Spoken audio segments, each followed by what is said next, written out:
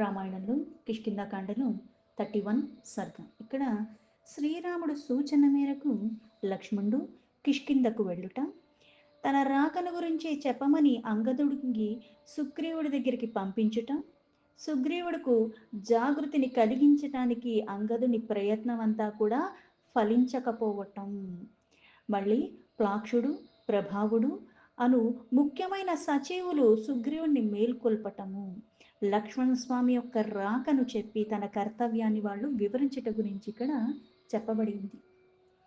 సకామినం దీనమదీన సత్వం శోకాభిపన్నం సమూదీర్ణ కూపం నరేంద్రాసూర్నరదేవపుత్రం రామానుజ పూర్వజమిత్యువాచ. మహారాజు కుమారుడైన శ్రీరాముడు ఆ సమయంలో సీతాదేవి యొక్క ఎడబాటు కారణంగా కొంచెం శోకంలో ఉన్నాడు. ఇప్పుడు కాలం మించిపోతుందని ఈ శోకం ఎక్కువైపోయింది. దీనాతి దీనంగా ఉన్నాడు. అయినా సరే సకల శక్తి సంపన్నుడైన ఆ శ్రీరాముడు సుగ్రీవుని దగ్గరికి క్రోధంగా, అంటే తనకున్న ఆ అసహనాన్ని చెప్పాడు. ఎందుకంటే నా వల్ల లాభం పొంది ఇప్పుడు ఉపకారం చేయవలసిన సమయం ఆసన్నమైనా సరే ఎటువంటి చర్య తీసుకోకుండా ఉన్నాడంటే విస్మరించి ఉన్నాడు. ఇలా చెప్పమని చెప్పి లక్ష్మణుడికి అన్ని రకాలుగా చెప్పిన తర్వాత కోపంలో ఉన్నాడు.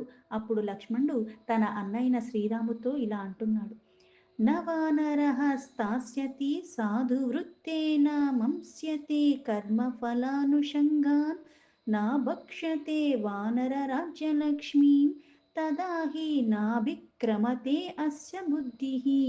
ఓ అన్న, సుఖ దుఃఖముల్లో పాలు పంచుకుంటా మిత్రులొక్క లక్షణము. అంటే నిజమైన స్నేహితుడు ఎవరు అన్నది కూడా నీకు నిజంగా దుఃఖము ఆపద వచ్చినప్పుడే అది చాలా స్పష్టంగా తెలిసిపోతూ ఉంటుంది. అందరూ స్నేహంగానే ఉంటారు, వాళ్ళకన్నీ అనుకూలంగా నీ దగ్గర నుంచి లాభం పొందుతున్నంత వరకు. వాళ్ళ నుంచి నువ్వేదన్నా పొందవలసిన అవసరం ఏదైతే వస్తుందో అప్పుడు అసలు స్నేహమా లేకపోతే స్నేహంగా ఉన్నట్టు నటిస్తున్నారా అన్నది కూడా మనకి స్పష్టత వచ్చేస్తుంది. అందుకే నిజమైన స్నేహితుడు నీ దుఃఖంలో ఎలా ఉంటాడు, సుఖంలో కూడా అలానే ఉంటాడు. నీ నుంచి ఏది ఆశించడు. సుఖంలో మన వెంట చాలామంది ఉంటారు, కానీ దుఃఖం వచ్చినప్పుడు ఒక లెక్క పెట్టడానికి కూడా చేతులు కూడా చాలా ఎక్కువేమో అనిపిస్తుంది. అంటే 1, 2 అన్నట్టుగానే కనిపిస్తారు. కన్న పిల్లలు, తల్లిదండ్రులు ఇట్లా అంటే కొంతమందికి ఇటు అటు కూడా అది తెలుస్తూ ఉంటుంది. లక్షణాలను బట్టి మనం చెప్పేయచ్చు అని అందుకంటారు. అందుకే అయితే ఇక్కడ వానరుడైన సుగ్రీవుడు మనకి స్నేహం చేశాడు అగ్ని సాక్షిగా. అందుకుని తను అట్లయితే ప్రవర్తించాడు. వాలిని వధింపబడుట ద్వారా రాజ్యలాభాన్ని అన్నీ పొందాడు. అలాగే తన భార్య కూడా చేరు అవటం కూడా తన ప్రయోజనాన్ని మన ద్వారా పొంది ఉన్నాడు. ఈ విషయాన్ని అతడు మర్చిపోడు. అయితే ఇప్పుడు ఇక్కడ ఏ చర్యలు తీసుకోనప్పుడు ఏమని స్పష్టత అవుతుందంటే మర్చిపోయినట్టే అనిపిస్తుంది. అందుకే అతడు కాస్త మైమరుపు అన్నది వస్తుంది. కొంచెం భోగాల్లో ఆసక్తి ఎక్కువగా తీవ్రంగా. ఇప్పుడు ఆకలిగా ఉన్నవాడికి ఆకలి లేని వాడికి పెట్టిన దానికి తేడా ఉంటుంది. ఆకలి లేని వాడికి ఇస్తే దాని మీద పెద్దగా ఏం ఆసక్తి చూపించదు, ఎందుకంటే పొట్ట నిండు ఉంది.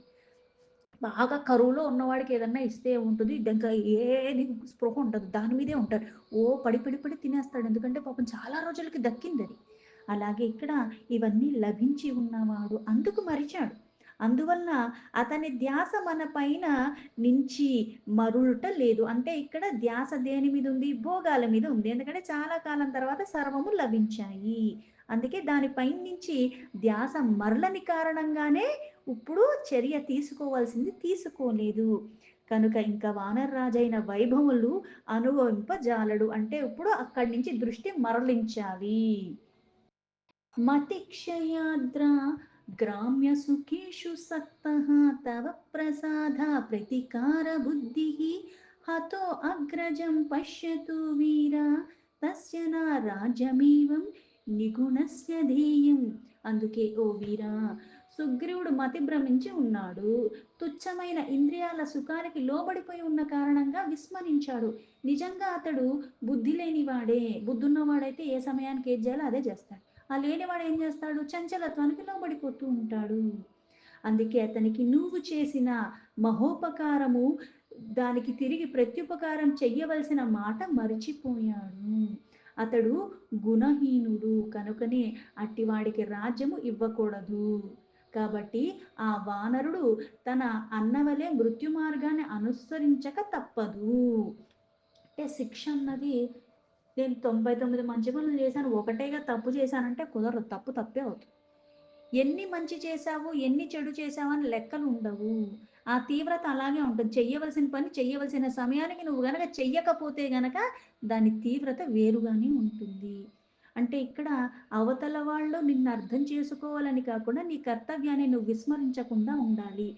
పైగా నాది నేను మర్చిపోయినా పర్వాలేదు కానీ, ఒకళ్ళకి మాట ఇచ్చినప్పుడు దాన్ని తొందరగా చేసే ప్రయత్నమే చెయ్యాలి గానీ, దాన్ని కాలం వృధా చేసినట్టుగా వాయిదా యేసుకుంటూ వెళ్ళకూడదు. అనర్థాలకి దారి తీస్తుంది. నీ దగ్గర ఉన్నయి కూడా నీకు తొలగిపోతూ ఉంటాయి. నధారయే కోపముదీర్ణ వేగం నిక్మని సుగ్రీవామా సత్యమధ్య హరిప్రవీరీహ సహవాలిపుత్రు నరేంద్రపత్స్న విచయం కరోతు. ఈ వాలి తప్పిని ఎలా అయితే పంపించావో అదే మార్గంలో ఇతన్ని కూడా పంపించాలి. అంటే ఇప్పుడు ఎలా ఉంటుందంటే ఇక్కడ సహవాస దోషాలు అన్నట్టుగా కొన్ని లక్షణాలు మనకి పుట్టుకతోనే వచ్చేస్తూ ఉంటాయి. ఆ కుటుంబంలో ఉన్న వాళ్ళకి కూడా కొన్ని సహజంగా కొన్ని లక్షణాలు ఉంటాయి. వాళ్ళు ఎంత మారుద్దామని ప్రయత్నం చేసినా సరే మార్పు రాదు. ఆ బుద్ధి అంతలాగా వ్యర్థమైన వాటికి లాలసతో ఉండిపోయిన కారణంగా అందుకే వాలిని కూడా ఎటైతే పంపించావో అలాగే సుగ్రీవుని కూడా అదే మార్గాన్ని పంపించక తప్పదేమో అన్నట్టుగా అన్నాడు. కోపంలో 190 అంటాం కానీ అవన్నీ నిజంగా వాస్తవాలు కాదు. ఇక్కడ కూడా తను చెయ్యవలసిన పనిని తను విస్మరించాడన్న భావనలో అన్నారు. ఇప్పుడు నాలో కూడా అదే కోపం, ఆవేశము ఇప్పుడు ఏదైతే బాధకి లోబడి ప్రత్యక్షంగా రాముడిని చూస్తున్నాడు. రాముడు బాధను, రాముడు వ్యక్తపరిచినవన్నీ విన్న కారణంగా ఇప్పుడు అదేమైంది? అవన్నీ ఇప్పుడు లక్ష్మణులో కూడా పూర్ణంగా వచ్చేసాయి. అందుకు నాకు కూడా కోప ఆవేశము ఆపుకోలేని స్థితి వచ్చేసింది. తను ఎందుకు ఆ కర్తవ్యాన్ని విస్మరించాడు? మాట తప్పిన సుగ్రీవుణ్ణి నేడే నేను చంపేస్తాను. అంతటా అంగదుడు రాజయి ప్రముఖమైన వానరులతో ఆ పని తాను చెయ్యగలడు. సీతాదేవి కొరకు అంటే నువ్వు లేకపోయినా కార్యం జరుగుతుంది. నేను తప్పితే నీకు దిక్కులేదన్నట్టుగా మనం ఎప్పుడు ఎవరి పట్ల వ్యవహరించకూడదు. నువ్వు లేకముందు కొన్ని జరిగినాయి, నువ్వు పోయాక కూడా కొన్ని జరుగుతాయి. కొన్ని చెయ్యటానికి అర్హత పాత్రత ఇచ్చినట్టుగా ఆ సందర్భానికి నీకు కొన్ని లభించినప్పుడు అక్కడ మళ్ళీ నేనేదో గొప్ప అని అహంకారానికి లోబడకుండా ఉండే స్థితిలోనే ఉండాలి. అణిగి మణిగి ఉండాలి. చూస్తున్నవాడు పరమాత్మ, చేపిస్తుంది పరమాత్మ, చేసేలాగా ఇచ్చిన సందర్భం కూడా పరమాత్మ కృపతో నాకు లభించిందన్న భావనలోనే ఉండాలి. అందుకే ఇక్కడ ఈ కార్యం ఆగదు. సుగ్రీవుని వధించి అంగదుడిని రాజు చేసి ఈ వానరులతోనే మళ్ళీ ఆ పని మనం చేయించుకోవచ్చు అన్నాడు లక్ష్మణుడు. తామత్తభానాసనాముత్పతంతం నివేదితార్థం రణచండకూపం ఉవాచ రామః పరవీరహంత స్వావేక్షితం సానునయం చ వాక్యం. శ్రీరాముడు శత్రువీరుల్ని తుది ముట్టించటలో కూడా సర్వసమర్థుడు. తనను ఆశ్రయించిన వారికి ఏ మాత్రం అది ఇక్కడ శత్రువును కూడా రక్షించగలిగే స్వభావం కలిగి ఉన్నవాడు. ఒక్కసారి తన్ని శరణాగతి వేడితే అలాంటి రాముడు పలికిన దీనమైన వచనాలు విన్నంత మాత్రం చేతనే ఆ రోష ఆవేశం ఎక్కువైపోయాయి లక్ష్మణుడికి. అందుకే వెంటనే ధనుర్బాణాలు చేతపట్టి ఒక్కసారిగా లేచాడు. అలాంటి లక్ష్మణ్ణి చూసిన శ్రీరాముడు అతనితో మళ్ళీ ఆ సందర్భానికి తగ్గట్టుగా హితమైన వచనాలు ఇలా మాట్లాడుతున్నాడు. నహి వై త్వాద్విధూలోకే పాపమేవం సమాచరే పాపమారేణ్యాయో హంతి సవీర పురుషోత్తమ. లక్ష్మణ, నీ వంటి వాడు ఇట్లా మిత్రుణ్ణి వధించటానికి ఇట్లా పూనుకోకూడదు. ఇట్లాంటి మనం చెయ్యకూడదు. వివేకంతో బాగా ఆలోచించి నీచమైన పాపినైనా సరే మనము శిక్షించాలి. అంతేగాని వీరుణ్ణి, సత్పురుషుణ్ణి అటువంటి వాడిని మనం శిక్షించకూడదు. అంటే కొద్దిగా ఏదో తప్పు చేసావు కదా అని మళ్ళీ శిక్ష అన్నది ఎక్కువగా వేయకూడదు. అంటే చేసిన దానికి తగ్గట్టుగానే వ్యవహరించాలి. దండించటంలో కూడా ఆ ధర్మాన్ని విడవకూడదు. అందుకే సత్పురుషుడివి నువ్వు. అందుకే లక్ష్మణ, నీవు సత్ప్రవర్తన కలిగిన వాడివి. నేదం అధ్యాత్వయా గ్రాహ్యం సాధువృత్తేన లక్ష్మణ తాం ప్రీతిం అనువర్తస్వ పూర్వవృత్తం చ సంఘతం. ఈ విధంగా సుగ్రీవుణ్ణి చంపటానికి నిశ్చయించుకోవటం అన్నది తగదు.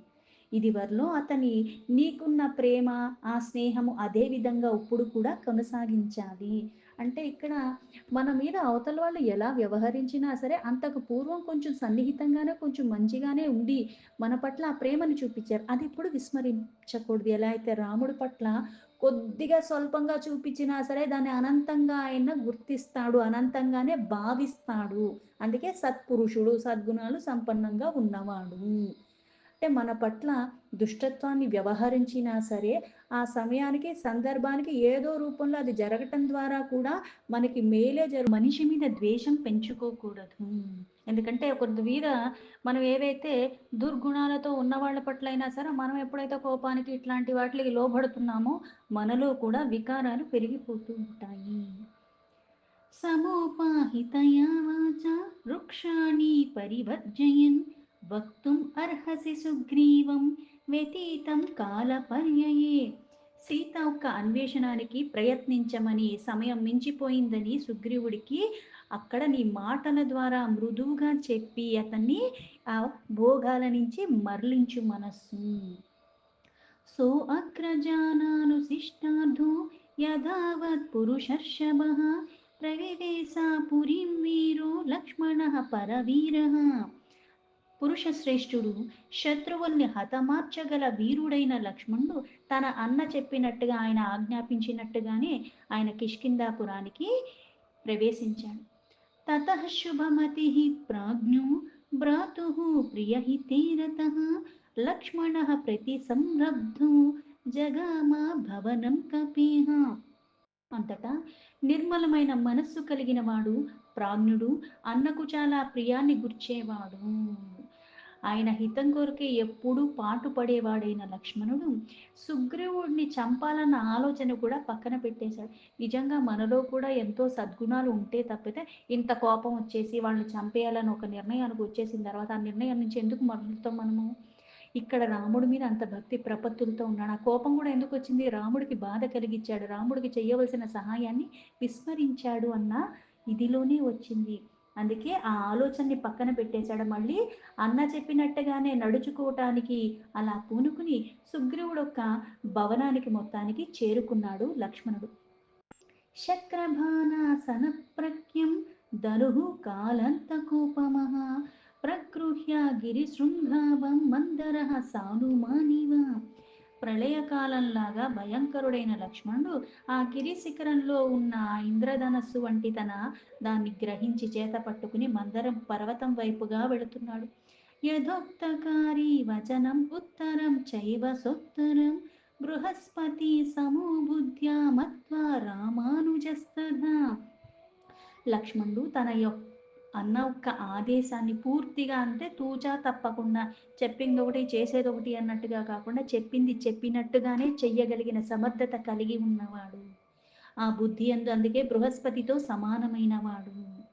అలాంటి ఆ లక్ష్మణుడు సుగ్రీవుడితో చెప్పవలసిన విషయాలన్నీ కూడా అక్కడ చెప్పటానికి సిద్ధపడి వచ్చాడు. సుగ్రీవుడు ఎలా అయితే దానికి స్పందిస్తాడో దానికి తగ్గట్టుగా మళ్ళీ తను చెయ్యవలసిన పనికి తన్ని ఎలా పూనుకోవాలో చెప్పాలి అన్న సూచనలు ఎలా ఇవ్వాలి అని ఇలాంటి ఆలోచనల పరంపరలో పడ్డాడు. కామక్రోధ సముత్తేన భ్రాతుః కోపాగ్నినా వృత్తః ప్రభంజన ఇవ ప్రీతః ప్రయయో లక్ష్మణస్తదా.